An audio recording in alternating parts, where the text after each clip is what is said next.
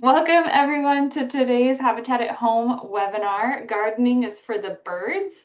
We are so excited to be presenting this webinar today in partnership with the Audubon Society of the Upper Mississippi River and to have Dale here to talk with us today. My name is Alexandra. I work here for the Lawns to Legumes program with Blue Thumb and Metro Blooms. And we have Megan also here today helping with some tech assistance from Blue Thumb. We are just going to do a really quick couple of housekeeping things and then we'll hand it over to Dale to get started on today's webinar. Really quickly, I just want to clarify some stuff about the Lawns to Legumes program. So the Lawns to Legumes program is a program of the Minnesota Board of Water and Soil Resources, which is a state agency here in Minnesota. They've contracted with us at Blue Thumb Planting for Clean Water to help run the individual support grant program, which we do in the spring, as well as this kind of education focused portion of the program through Habitat at Home. The other kind of name you might see thrown around is Metro Blooms. Metro Blooms is a nonprofit here in Minneapolis that works primarily in the Twin Cities, but it's where our education program kind of lives. So Megan and I here are at the Metro Blooms office, but we are representing Blue Thumb and as we work with the Lawns to Legumes program.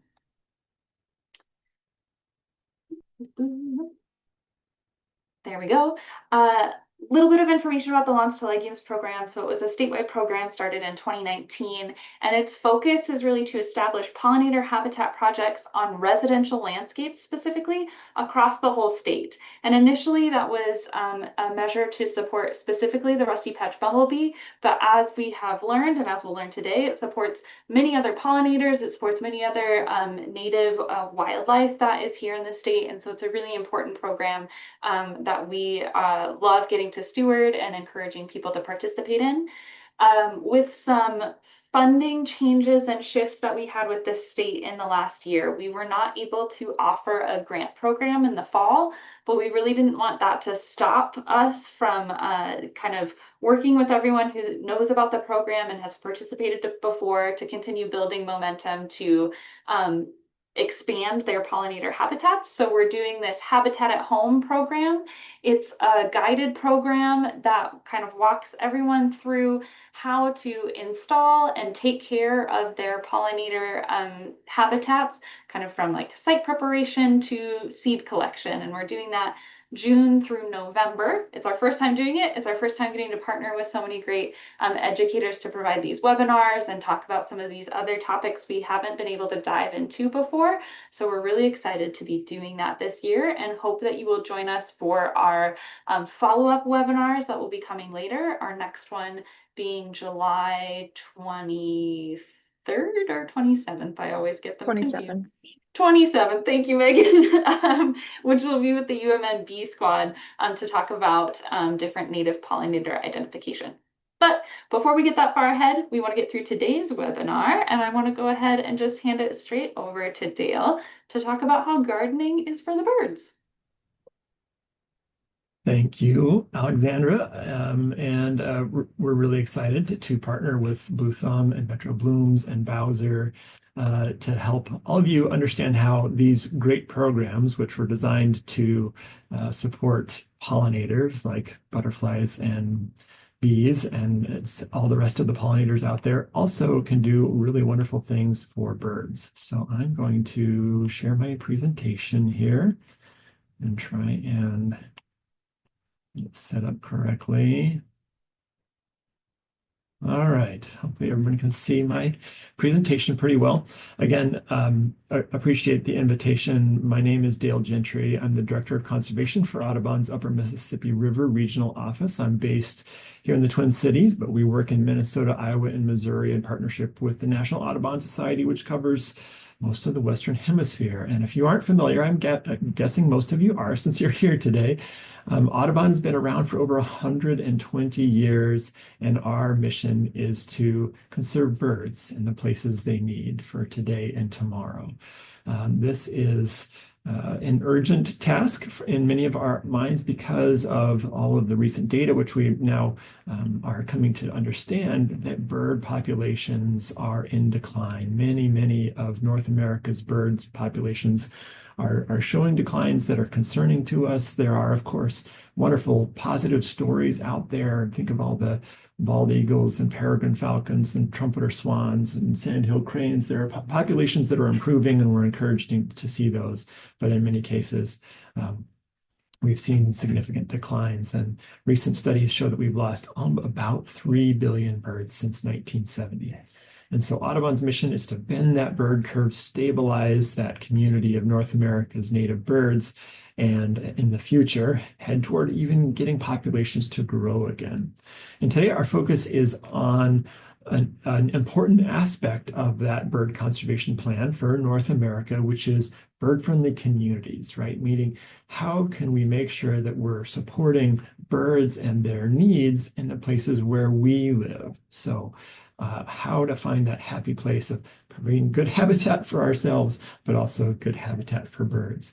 And this is, as I said, a very important in part of bird conservation. And I want to try and explain to you why that is today. There are specific bird groups and specific times of year during which this is extremely important. And if we look at what we once thought of as common North American birds, even some of our common birds are significantly declining. The yellow warbler has seen a 25% decline.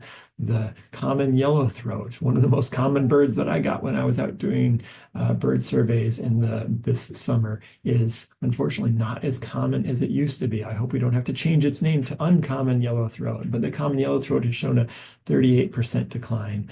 The eastern towhee has lost half of its population. And birds like eastern and western meadowlarks, which used to be much more abundant in Minnesota and in our country, along with other grassland birds, have shown the steepest declines. So we've got unfortunately, a long list of examples of birds that have shown these declines, which is why Audubon is interested in this. And I suspect it's why many of you are here to learn about how you can contribute to the well-being of birds while you're also interested in the conservation of other pollinators, bees and butterflies and whatnot, as you manage your little patch of habitat in your yard. So I think a natural question to ask if we're seeing all these concerning declines in bird populations is, why are they declining? Well, that's a very complex topic in and of itself. We could spend an entire hour on that without covering it adequately. But I wanted to speak at a really high level about a couple of things. And the first one, I want to make sure I don't miss the opportunity to talk about the issue that climate change faces or poses toward conserving birds. Of course, climate change impacts plants and precipitation patterns and distribution of plants and timing of flowering of plants and the timing of availability of food for insects, has so many impacts that influence birds. And so some of you may be aware that about 20 years ago, Audubon published this report that we call Survival by Degrees, which helps us to better understand how climate change will impact birds. So this is obviously a concern, and one that this investment in native plants can help address at a certain level, but I want to make sure I don't miss the opportunity to say that this is a concern. But arguably, the biggest impact on North American birds is changes in their availability of high quality habitat, right? Just places for them to stop over during migration, places for them to raise their young and nest and breed. And today we're going to focus on the impact of the loss of habitat because of development of human communities, right? Of urbanization and the development of suburbs. So if we look at these maps on the density of housing in North America, here we see 1940, relatively low density. Of course, our population of the globe was much less back in almost 100 years ago now. And that population has grown. Here's a similar map from 1980. and a projected map for 2030. And we can see again how what a staggering difference there is in the density of urban and suburban environments over that almost 100-year time frame. And so if you think about a bird migrating, especially across eastern North America, passing through the Mississippi or Atlantic flyways, much of the habitats that they're going to encounter for breeding habitat or for migratory stopover habitat is going to be in people's yards, in developed areas, in city and urban parks. So if we want to conserve birds, we need to make sure that the places where we live and that we manage and landscape for beauty or for different purposes, they also serve purposes of birds. So our big question for the day is how can we care for birds by caring for our house and garden? Or as I had said, how can we make sure that gardening is for the birds? So if we think about the way things were prior to all that development, of course, we had large patches of contiguous native plants, right? We had native forests in the eastern US, we have native grasslands in the central US, native arid lands in the west. I grew up in Idaho. I was just out there on vacation, lots and lots of sagebrush, of course, and conifer trees, right? But plants that are native to these environments, and those native plants provided habitat and food resources for birds. And that's what birds are dependent on, and those places to nest and to live, and the food that those places provide. And so as we modify those places and, put in our housing, put in our industrial complexes, put in our urban centers, we impact them in many ways, right? We fragment them. And so those large continuous patches of native habitat become more isolated patches of native habitat. And we, of course, introduce different species, so some non-native species of plants. And so both of those, that fragmentation of habitat, the loss of habitat, and the modification of habitat by introducing non-native plants can all impact the quality of the habitat for the birds. And what we find is that most of us living in North America are living in some sort of housing with a yard, meaning we've got what has the potential to be habitat. And if you're just living in an apartment complex, you can potentially provide habitat for pollinators by putting some native plants on your windowsill or whatever. But as far as creating habitat for birds, most of the opportunity comes from people that live in a house with a yard, or maybe they live nearby to a park. And most of those yards are pretty small in size. The average yard size is the same yard that I have. I live in what is basically the suburbs in the Twin Cities, and I live on a 1/4-acre lot. It's about 6,000 square feet. That's not a whole lot of habitat. And so I think a natural question to ask is this providing any habitat? Can it even be good habitat? Are 1/4-acre plots, which are the average sort of size in the suburbs, good habitat for birds? And of course, there's been all kinds of wonderful research to ask similar questions of like how big of a patch of habitat need to be in order to be good habitat. And one of the things I'm maybe sort of skipping over or assuming here is that not all habitat is the same, right? That some habitat provides high quality habitat, and high quality means there's food, there's safety, there are places to build nests, etc. And then lower quality habitats are going to have less food, less safety, probably meaning more predators, fewer places to build a nest, fewer places to find food during migration, etc. And so one of the things we found is that patch size really has a big impact on quality of habitat. And so I often tell people, if you live in the suburbs like I do of the Twin Cities or another, metropolitan area, or even sort of a small town, but you live in suburbs, I bet you probably don't have very many rare and threatened birds of conservation concern in your backyard in June and July. Because June and July is the nesting season for birds, and they just don't like those 1/4-acre lots. So, we are just not very good at providing habitat for those birds for breeding habitat. Does that mean we can't provide important resources for birds? Absolutely not, because we have another important part of the life cycle of a bird, and that is their migratory stopover phase. So most of you are probably aware that many North American birds don't just live in the same little patch of habitat all year long. Many of them are sort of locally nomadic, but the majority of North American birds are actually long distance or short distance migrants.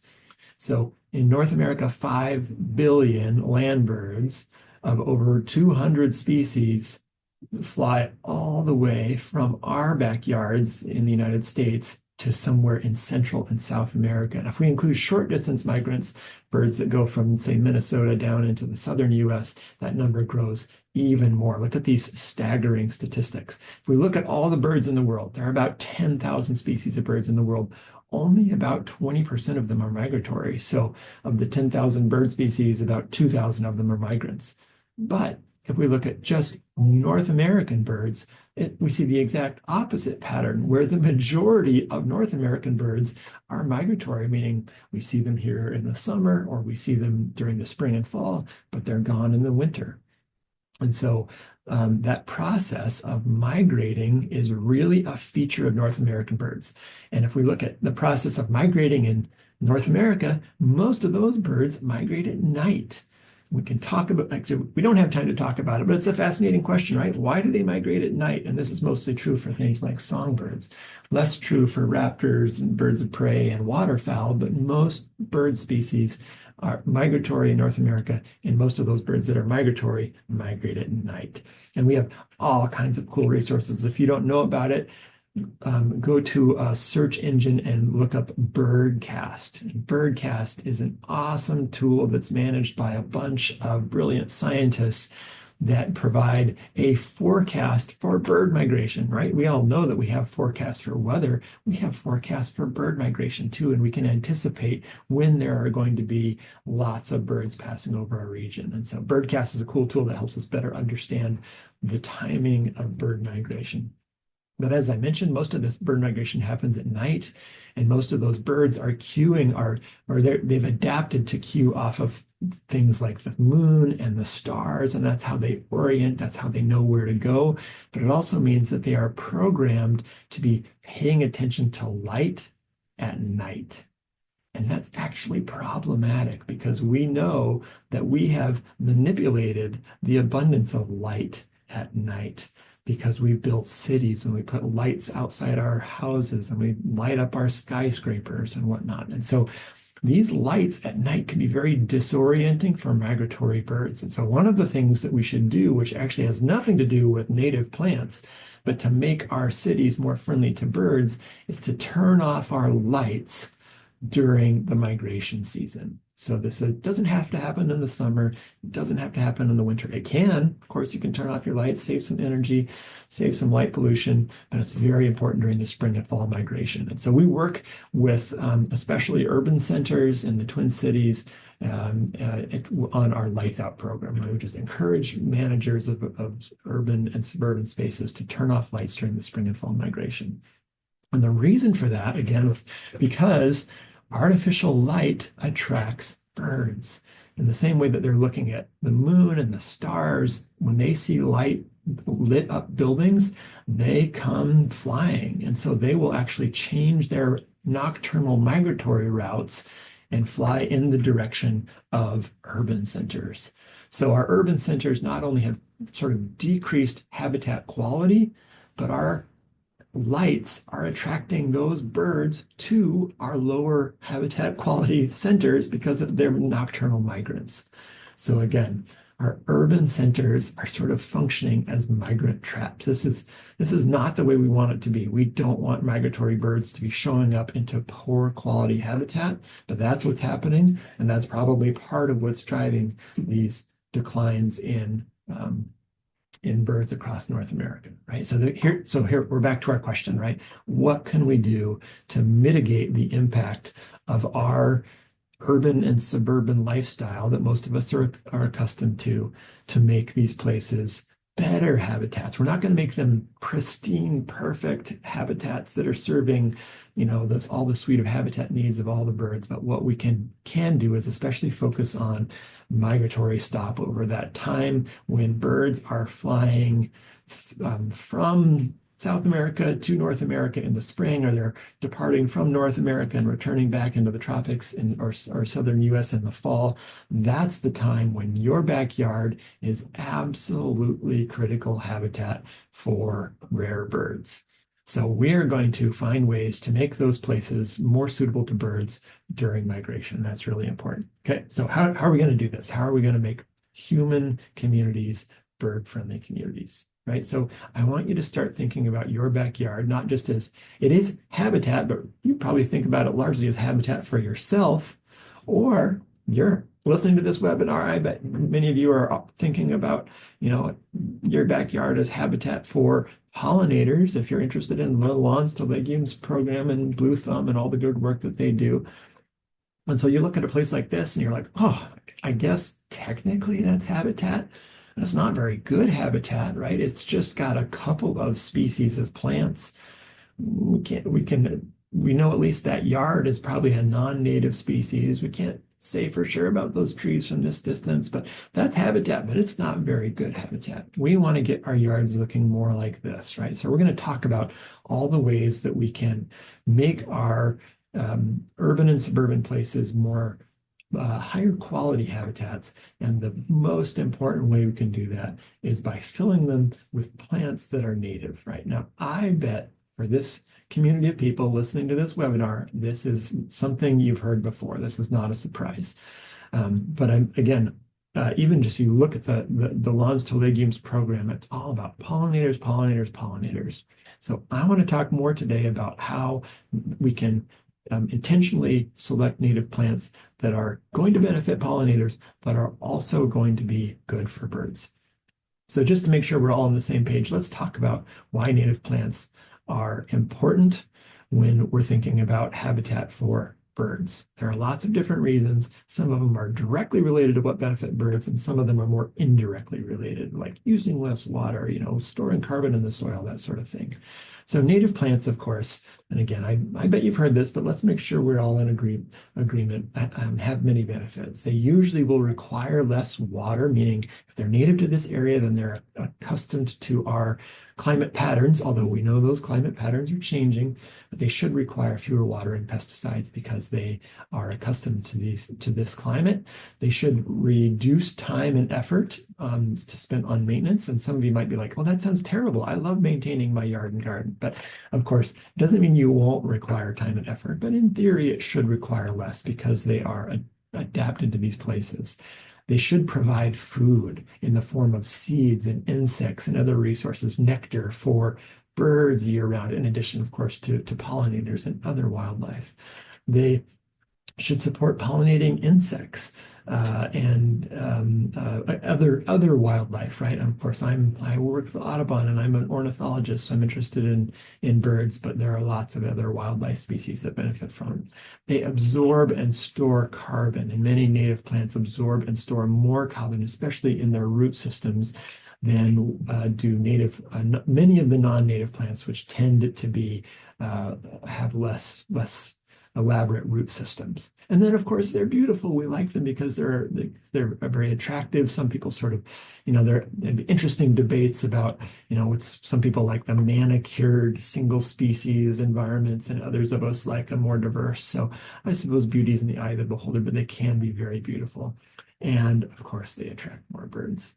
Why do they attract more birds, and why do they create higher quality habitat for birds? Well, of course, they provide structure, a place to perch and a place to build a nest. But the big difference is in the amount of food that is provided to birds by native plants versus non-native plants. Right? So native plants are going to provide a lot of different types of foods. Of course, native berries and fruits, native nuts and seeds, in some cases, nectar. As far as birds, we only really have a single bird that's primarily eating a lot of nectar. Of course, that's our ruby-throated hummingbird in Minnesota. He's just out west where they have many more species of hummingbirds than we do, but we have one, but we care deeply for it. So we want to provide food for our ruby-throated hummingbird as well. But the biggest difference, and this is what we're going to focus on for if you're really cued into what birds need, is insects. Birds need insects. Most North American birds eat insects for exclusively, that's the only thing they eat, or it's an important part of what they eat. 96% of land birds in North America eat insects for part of their life cycle, and they feed insects to their chicks during their breeding season. So if we want to provide places that are good for birds, then we need to create places that are good for insects. And this is where the crossover is between the pollinators and the birds. And I have to acknowledge there's always a slightly awkward tension in that the bird people are like, yeah, we want lots of pollinators too, so birds can eat them. And I'm like, well, it's not that we don't like those pollinators, but this is part of the natural food webs, of course, is that some of the pollinators that we attract to our yard are food for birds. And so we don't want them all to be eaten, but some of them are going to be important food sources. So why does it matter if we plant native plants versus non-native plants when we're thinking about creating insects for food? Well, I bet many of you know about this book. If you don't, you should look into it. Bringing Nature Home is one of now numerous books written by an entomologist, an insect specialist named Doug Tallamy, who's based on the East Coast. And he has been an amazing educator to help us understand the stark difference in the amount of insect food available to a migrating bird or a breeding bird by planting different species of trees, right? So here are two different trees you could plant in your yard. On the right, we have a beautiful ginkgo tree. I think ginkgos are fascinating. They're interesting. They've got a cool history. And on the left, we have an oak, of course, right? Like a white oak. And both create good habitat for birds. They provide structure. They provide places to land, places to build a nest. But one of them does a much better job than the other at providing food for birds, right? This native oak can provide or host as many as over 500 native species of just caterpillars alone. That's not even including the beetles and the leafhoppers and all the other insects, just caterpillars. Holy cow, that's a lot of caterpillar species, right? What about the ginkgo? What can it do? Five, right? So by planting two different trees that appear to be similar size, similar shape, they're both deciduous, they both are attractive to look at. One is going to be a bird feeder, and one is going to be a food desert for a bird. And the reason for this is that most native insects are specialists, meaning they can't just live on any plant. We all know this story because of monarch butterflies, right? You want monarch butterflies in your yard? There's only one plant species that they are interested in when it comes to laying their eggs and reproducing, right? And this is true for most plant species. 90% of insects will only eat one species or maybe one genus of plant, meaning you can't just plant one type of plant in your yard and expect to host the full suite of native insects in your yard. If you want lots of insects, you need lots of different types of plants. So even just a single species of native plant is not going to be nearly as good a habitat as a diverse suite of lots of different species.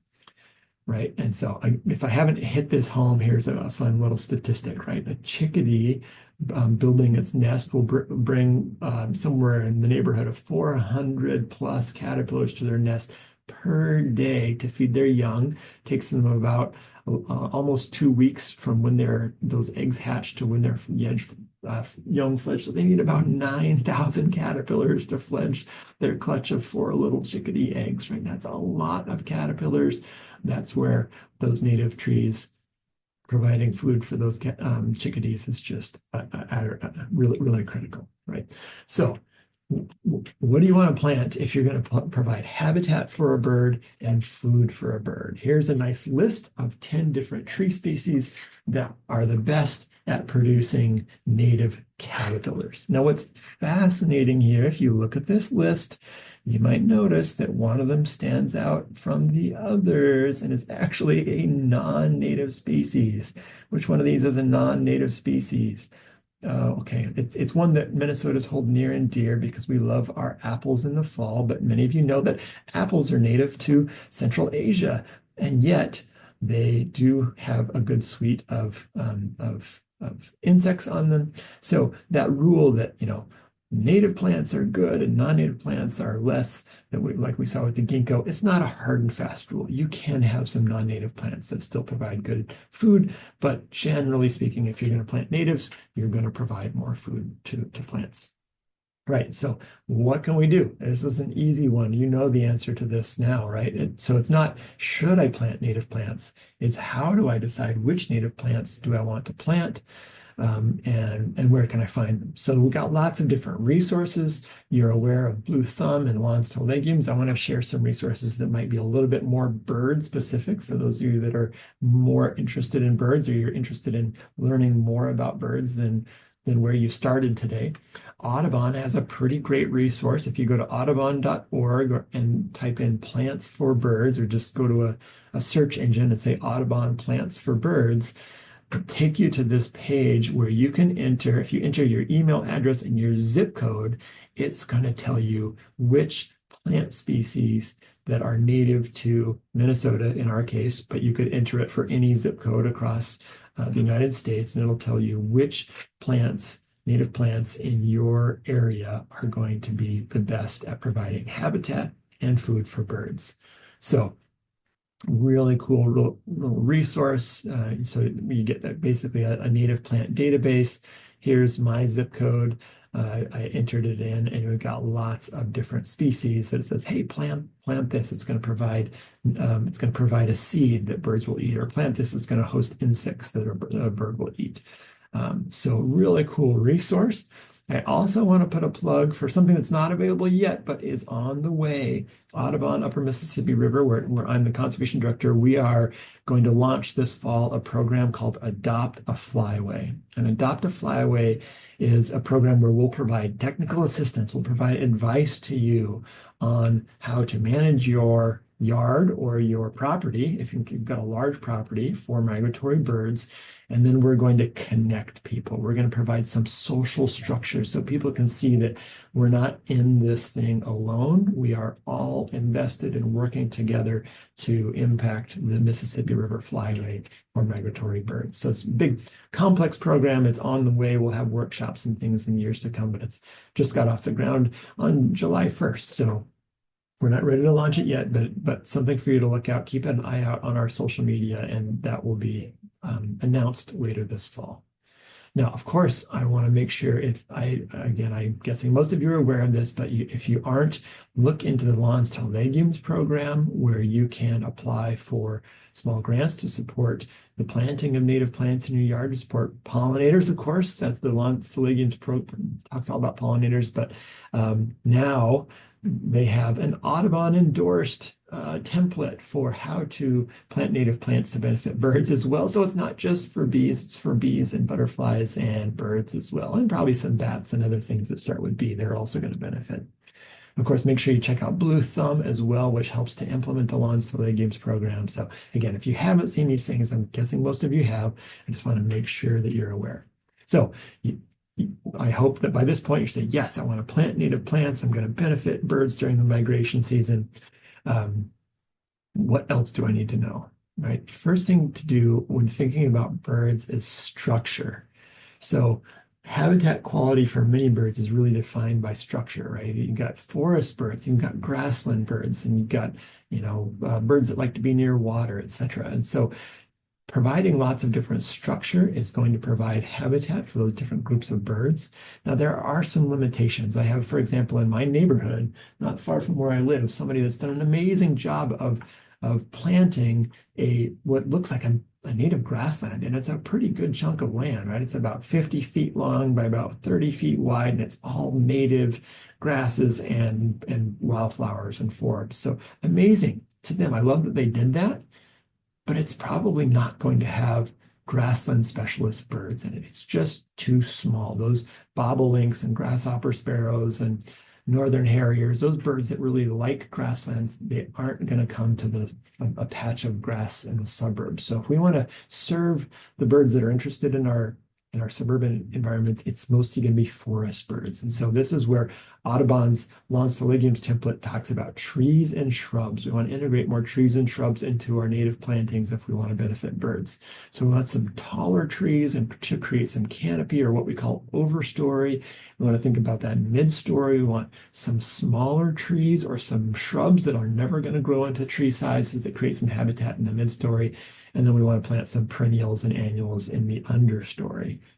Lots of good options that you can plant there, but be thinking about structure and don't just plant one species of tree or one species of shrub or one species of annual or perennial. You want lots of vegetative diversity. If you want bird diversity, you need vegetative diversity because that's going to create more types of food and more types of habitat that these birds are going to queue into.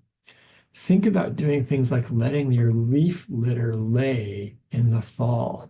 A lot of things like moth caterpillars actually pupate on the ground or in leaf litter. So some people that like to, suck up all their leaves or rake up all their leaves and have their yard just be immaculate with no leaf litter, you're actually having negative impacts for birds. And so ground foraging birds like this junco, they really like to find some leaf litter and some litter on the floor of your garden beds. So get comfortable with those garden beds being a little bit less tidy and letting some of that litter lay.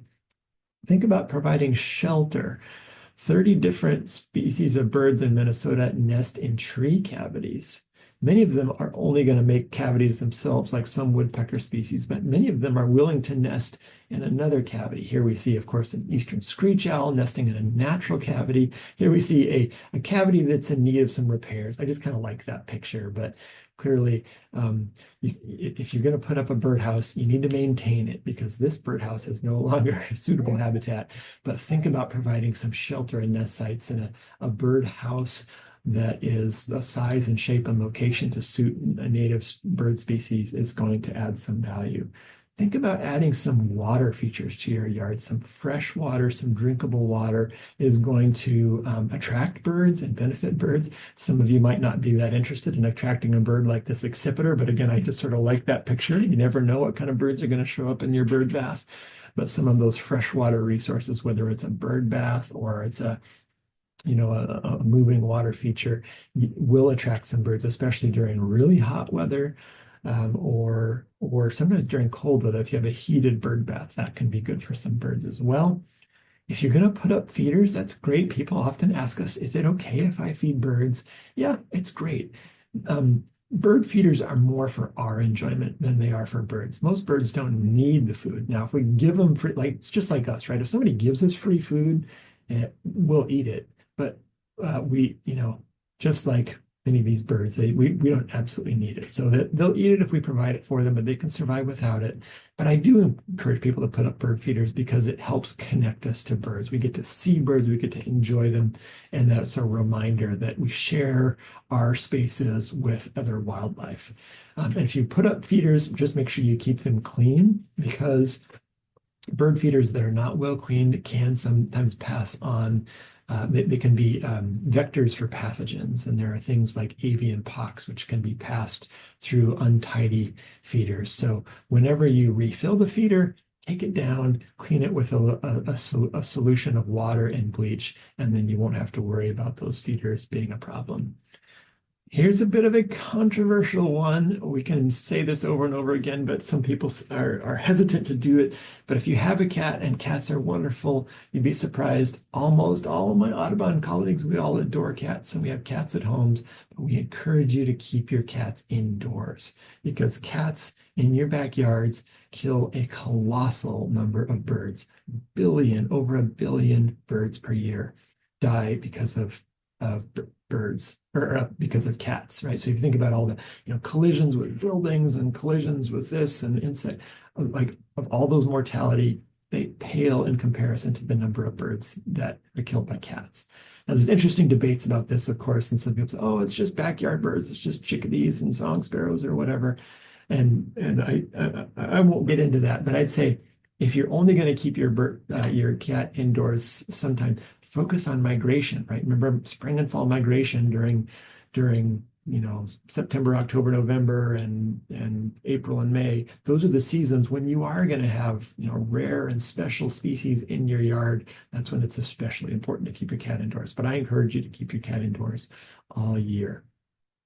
And then there are components to your physical structure, right? We talked about native plants, and that's all fantastic, but your house can be a threat to birds as well. And one of the biggest threats is collisions with the glass in your house. Besides cats, collisions with buildings is the second largest threat to birds, and this is mostly a threat during the migration season. A bird that's established in your yard is that they're nesting in your yard like a cardinal or a chickadee. They're going to know their way around your yard, and they're going to know how not to collide with your building. But a bird that's just in your yard for a couple of days, those are the ones that really are at risk for most of the collisions. So collisions with buildings can be a big threat. So how do we deal with this? Now, when it comes to birds and windows, there are two different issues, and we need to acknowledge, and it's kind of confusing because people here are like, well, what about lights out? Does that help? Well, it helps with something, but it doesn't help with everything related to your windows. So one of the issues with your windows is that birds are not good at discerning that a window is a hard surface and it is not instead what it looks like. If you look at this image on the left, you'll see that wall of windows looks to a bird like a forest, right? Because it's reflecting the trees that are planted in front of that wall of windows. And so you can do a couple of different things. And one is just don't plant trees in front of your windows because it's going to create that reflection of what looks like habitat. The other thing you can do is put up bird-friendly glass, or you can put up decals on non-bird-friendly glass. And that bird-friendly glass or those decals basically puts little dots on the windows. I imagine many of you have seen these before at a nature center or maybe a friend's house. If you put those dots on the windows, it helps birds to see that is, in fact, a hard glass surface and not something that's habitat that they can fly into. Now, the other issue I said around windows is the issue of light at night, right? That's a different issue. That is usually causing collisions at dawn and dusk. And it is causing birds to become disoriented because they're attracted to that light. So shut off your lights at night so that light doesn't come through that window. That's a different issue. That's more of a, disorientation during migration versus collisions that happen when a bird sees a reflection of trees. Okay, so lots and lots of different strategies here, right? So I've thrown a lot at you. I'm going to try and summarize it here into one hopefully easy to remember, 7 different bullet points. Number 1, native plants. Lots of different types of native plants. And to benefit birds the most, be including some native trees and native shrubs in along with your wildflowers and native grasses. Keep your leaf litter. Let your yard and your garden areas be a little bit messy. Don't clean up all of the leaf litter that falls in those areas. Include some drinkable water. Put out a bird bath or maybe a moving water feature that birds can take advantage of when it's hot or when they're thirsty. Keep feeders filled and cleaned to benefit birds the most. Keep your cats indoors, especially during the spring and fall migration season. Make sure birds can tell that your glass is not habitat for them. So put up bird-friendly glass. There are lots of different ways you can do that, but those decals are sort of the best way to do it. And then again, make sure that you turn off your ambient lights, your indoor lights, but also your external lights. If you've got, like a porch light or something like that, turn off those lights especially during spring and fall migration. And all of those approaches will help to make your garden and your yard a bird-friendly garden and a bird-friendly yard. I always like to make some recommendations. People want more information. If you're really interested in that issue of native plants and native insects and how native plants can support native insects, Doug Talamay, again, is the person I recommended. He's got lots of books out there. This is the one that I think really helped bring people awareness to this, bringing nature home. But if you've already read that one, read one of his other books. He's got one that's just about oaks. He's got a new book that I just picked up on an ebook called Nature's Best Hope. Lots of great resources. And if you're really interested in birds, this is a fun book by John Marsleff, who's an ornithologist at the University of Washington. And he wrote a book called Welcome to Suburbia, talking about the suburbs and how to make our human spaces more friendly to birds. And again, a reminder about Audubon's resources. We've got our plants for birds, and we've got our native plant database that will make recommendations for native plants that are specifically going to benefit birds. And then remember that the Adopt a Flyaway program is coming this fall, where we would like to work with you and provide some advice. And if you've got a large enough property, we actually have some financial assistance as well. If a property is 10 acres or more, where we can help manage your spaces for birds. I greatly appreciate the opportunity to be here to speak with you today. I'm happy to answer any questions that come up to the best of my ability. I have true expertise in some of these topics, but I don't have expertise in all of them, but I'll do my best to answer your questions. And I appreciate your attention and the invitation to present here today. Thank you so much, Dale. This was so fun. It's so great to finally be able to sit and talk about birds for a little while. I feel like every season with Lawns to Legumes want to do it and we can never sneak it in. So this has been amazing. Thank you so much. We have a couple of questions in the Q&A. I would say, folks, as you're listening, if something comes up, we've got until 1 o'clock to take more questions. So feel free to submit any more. But we'll get started with these three. Amy asked, I sometimes cut the seed heads off of native plants in my garden that tend to reseed too freely, but I worry that I'm depriving the birds of seeds they might eat. Do you have any help with which native plants have seeds that are more important and which ones birds just don't care about at all? Oh, yeah, that last part to the question is a tricky one, and there are partly because there are just so many, and I'll also say I am not a botanist. I'm not a true expert on exactly which native plant is going to serve which bird species.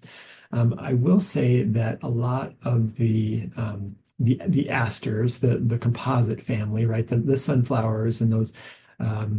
Like in my yard, I've got like cone flowers, right? Purple cone flowers, and those are going to be great for a lot of the seed-eating birds. So the finches, especially. So I would say, yeah, those seed heads are going to be good for birds, and you will see birds specifically going out and sort of picking through them for seeds. So I understand that desire to kind of prevent some of those things from taking over your garden and reseeding themselves and becoming a little bit overbearing in the way that some plants can be. But I'm afraid I don't have a very specific recommendation about if you have this plant, make sure you keep that because it's just utterly critical. I'd say for birds in general, that issue of insect availability is probably a bigger limiting important factor than seeds are. Now, again, there are lots of seed-eating birds, but insects are probably the more critical resource. And so I think by having those native plants, even if you cut off some of the seed heads, they're still going to provide some value. Great, thank you. Nancy then asked, how close, if you are putting in a water feature, you want a water feature near your habitat, how Mhm. close does the water feature need to be? Mhm. Specifically, Nancy's home sits between two lakes, and so I was wondering, like, if they Mhm. are closer Yeah. even than 700 yards, like, do I need another water feature amongst the Yeah, plants? yeah.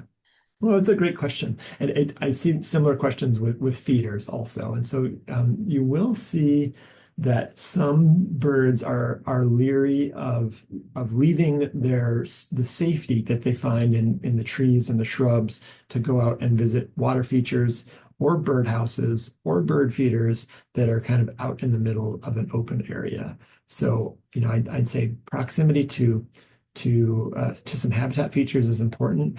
If you're close to a couple different lakes, that water feature is probably not as critical. But and this is again, this is hard to narrow it down specifically. You will have birds that are territorial, especially during June, the month of June and July, and maybe the last week or two in May, during what's sort of the core of the breeding season for birds, where they aren't going to fly, 700 meters away to a lake to get a drink of water because that's taking them outside of their territory, and they're going to face competition by entering some other bird's territory to go visit that lake. Now, um, so I don't know if I don't have good precise numbers for you, but a lot of birds' territory it's going to vary on the size of the bird. So something like a chickadee might have a really teeny little territory, like a quarter acre, or something like a pileated woodpecker is going to have a really big territory of like dozens of acres.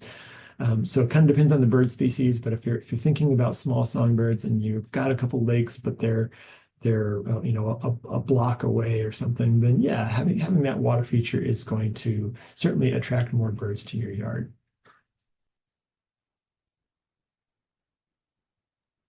There we go. Thank you so much.